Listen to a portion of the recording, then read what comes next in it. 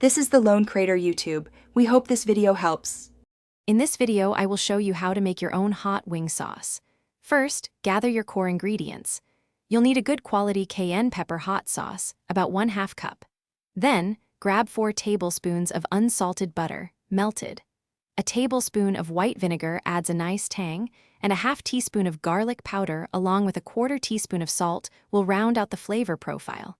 These simple components form the foundation of a classic wing sauce. Now let's talk about customizing your sauce. If you prefer more heat, simply increase the amount of cayenne pepper sauce or add a few drops of a hotter pepper extract. For a touch of sweetness, stir in 1 teaspoon of brown sugar. To introduce a smoky element, a 1/2 teaspoon of smoked paprika works wonderfully. Remember, taste as you go to achieve your perfect balance of spice and flavor, making it uniquely yours. Achieving the right consistency is key for a great wing sauce. After combining your ingredients, gently simmer the mixture over low heat for about 5 to 7 minutes.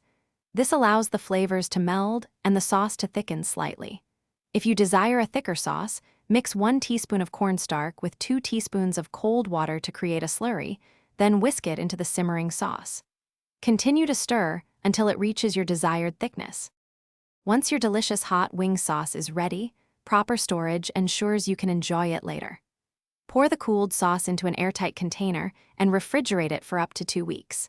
When you're ready to use it again, gently reheat it on the stovetop over low heat or in the microwave until warm. For the best results, toss your freshly cooked wings with the warm sauce immediately before serving to ensure every wing is perfectly coated and flavorful. Thanks for watching. Consider subscribing if we helped you.